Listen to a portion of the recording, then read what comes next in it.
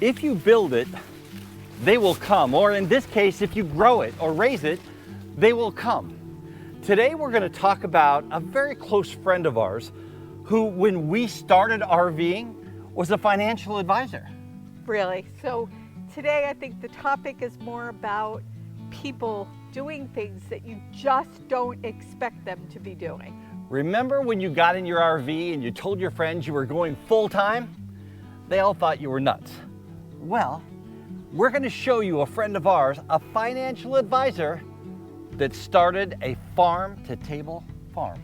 First, let me introduce Alexandra and Blake of the Edge Farm. They actually have 2 locations, and we'll put all that information in the description. But as we said in the beginning of this video, we talked about how Alexandra was a financial planner, financial advisor. They're actually different. How did you end up, I'm going to start with Alexandra, how'd you end up here on a farm? We are kind of sitting in some around poop, and you can see our friends here. Very different. How'd you end up here? It's definitely a different world. Let's see. So I ran the financial firm for about a decade or so, and then I found myself really busy, just getting worn down from the day-to-day, grind of it all. And I found myself, as I stepped away from that, I was like, wow, there's all this free time. This is what it feels like. And I answered a Craigslist ad, actually. And the Craigslist ad was for some baby chicks, and they were supposed to be 6 hens. And those 6 baby chicks, 2 of them actually turned out to be roosters, which was a separate story. Okay. But what I didn't know at the time was that chickens were the gateway drug to farming. And so 3 years later, here we are, and we've got goats and chickens and turkeys and dogs, and seems like a partridge in a pear tree sometimes. Over 1,000 animals now. Over 1,000. So now Blake, it was her idea. How did you get involved in this? Well, she had been talking about different types of regenerative farming. And probably for myself, in about 2017, I'd stopped complaining about global warming because, I'd been talking about it and talking about the things we needed to do. And I was like, we don't do something it was like March 17th, 2017. This is the date. And we don't do something by that date, we're all screwed. So I was like, at that point, I'm going to stop talking about it. And so the date came and went, and I said, okay, I'm done talking about it. But then Alex was talking about regenerative farming and the impact it could make on the environment, and I was like, what? And so as we talked more about that, she started asking questions about farming and about chickens and about animals, and I grew up with horses. So I was like, yeah, it's really simple, and I was like, oh yeah, and there's this thing called Craigslist Free, and you can find free stuff. Well, that was the start of all of it. So. We are on the farm with one of the cutest little things I've ever seen. Alexandra, tell us about these little guys. So these turkeys, these are baby turkeys are called poults, and one of the ways you can tell the difference between a turkey and a chick is they've got the little bump on the front of their head. These guys are heritage turkeys, and these are called midget white turkeys. We all know once these turkeys grow up, what's going to happen. Tell us about a heritage.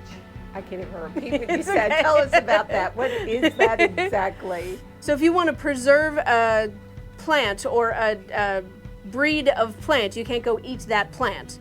But unless you save the seeds. With turkeys or with animals, though, if you want to preserve animals, one of the ways to preserve these rare types of turkeys and other kinds of heritage chickens is to actually, increase the interest in them. So Blake, here we are in the turkey pen. How many turkeys are out here? There's about 130 total. About 130. Now, we were in the barn earlier and saw like 25 or 30 little baby turkeys that just came the other day. That's correct. Now, these are how old? These are about 2 months. So this guy right here that's in front of us is about 2 months old. And is he going to be ready for Thanksgiving? Yes, so they'll be probably right in around 12 to 15 pounds, the heritage breeds. And white turkeys, which are the broad-breasted white, right? Yeah, that's a standard turkey, so every turkey you've ever bought in a supermarket was one of these. Okay. And they'll probably be about 20 to 21 pounds. Now, you have a mechanism to sell all these locally? So we do use the internet. but Okay. you know, to communicate with people and to kind of advertise. We've had actually great success the past few years, where most of our turkeys are really sold 3 weeks before Thanksgiving. Really? As most of you know, Dan and I travel around the country in an RV, and we love to visit farms. Today on the farm, we are with these goats that are so incredibly friendly. Look at this goat.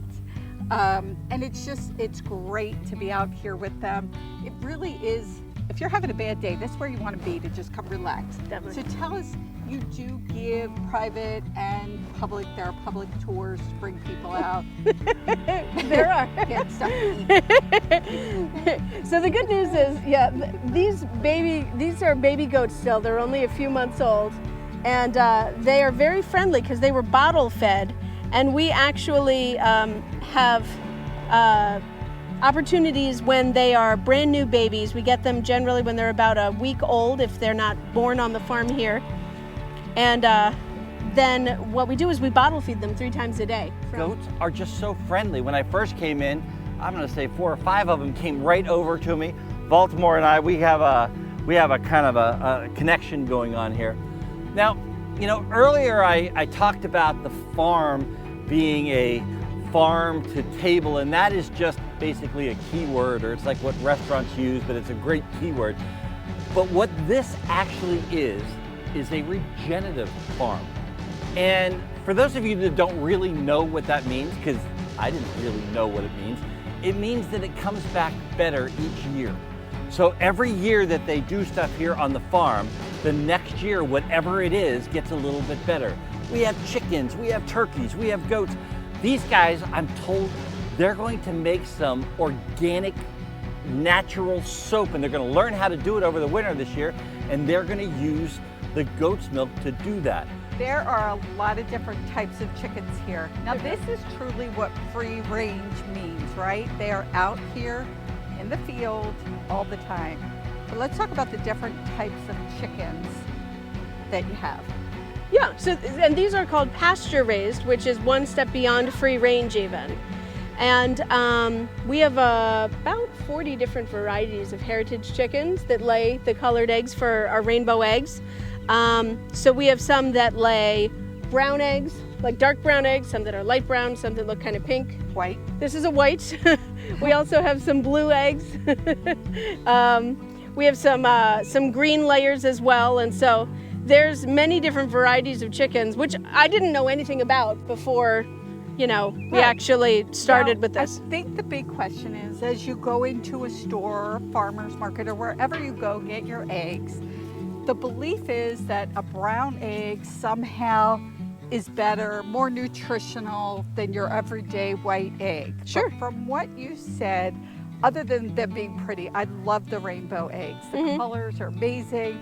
You don't have to dye them for Easter. Sure. There's really no nutritional difference in them, correct? Yeah, the color of the egg does not determine the nutritional quality. It's really based on the living conditions of the chicken. I mean, So we have several livestock guardian dogs, and when we were doing research on dogs, you know, what they said was, if you want, you know, a dog that'll go over the fence and run down the fox or the coyote and bring in, you know, dead foxes and coyotes, get an Anatolian Shepherd or a Great Pyrenees. But on our other farm, which before we were at this farm, we didn't have, we're right on 401, we're right on a major highway or a major road. So the last thing we wanted was a dog that was gonna go over the fence chasing a fox. So we looked and they said, oh, but if you want a dog that'll stay inside of your fences and that'll take on anything willing to come over the fence, get a Maremma, which we've never heard of. And so their name is Maremma Abruzzo, Maremma Abruzza. And so they're an Italian livestock guardian dog. They're about 2,000 years old. Wow. And they are great and have very low prey drive. Now that's not what this guy is. Okay? So he was, when we had some friends who they had to rehome 2 brothers, and he's one of the 2 brothers they had to rehome. He is half Great Pyrenees, half Anatolian Shepherd. So he and his brother are both here now, and we got them at 2 years old, and what we loved about them was their disposition. So Alexandra, this is your other property, quite a different environment from the farm property that we were just on. Tell us about this piece. How this goes back 100 yards, you say? just about, yeah.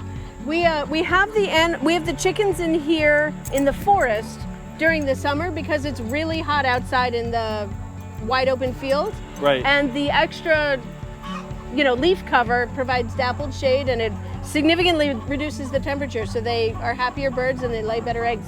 Now, do they lay in certain places? They do. Or do you have to walk all over this property to find them? No, thank goodness. We have several different nest boxes set up, and they have hay inside of them, and they lay their eggs. And it's great because it's like Easter every day. You get to go in, and there's a whole variety of different colored of eggs. Now let's talk about these guys right here. I know everybody loves the dogs. They do. These are just beautiful, beautiful dogs. There's 3 of them out here, these 2 girls and a boy. Yes. Now they live out here all the time. They do. What do they eat? Do they chicken? They do not eat chickens, no. We actually have some great pictures of them cuddling with the chickens when they were in the snow. But no, they have their own dog food, so we feed the chickens each day, and then we feed the dogs each day, and the dogs eat quickly or the chickens eat their food, so they've learned that that's the way to go. I will tell you that I know this isn't a pure Pyrenees, but the Pyrenees type dogs and the guard dogs, they are the nicest. I just can't believe that this dog could be vicious, but I've seen them be vicious when the wrong kind of thing is in here. Yeah, these are Maremma Abruzzo. They're an Italian livestock guardian breed that's about 2,000 years old. It has just been a dream being here today. The Edge Farms has been amazing. Goats, turkeys, chickens, the little baby turkeys were the cutest. I'll tell you what, I love the goats, and that dog over there, I gotta tell you, I want to take him with me. No dogs. No dogs? No dogs. That is one big dog, I have to say.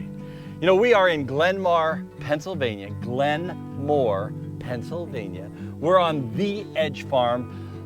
Blake and Alexandra, our friends from years ago, doing it different, just like we did. But I gotta tell you, love the lifestyle, love the thought process. It has just been wonderful being here. But all good things have to come to an end. Yes. So, have a great rest of today. And an even better day tomorrow. And now it's time for us to go back to the dream.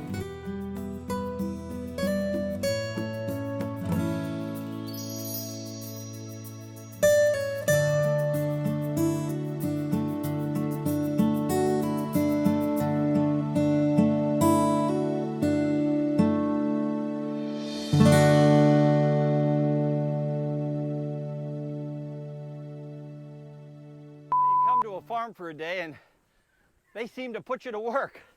These 2 guys got away, so I'm gonna round them up and get them back into the pen. Let's go.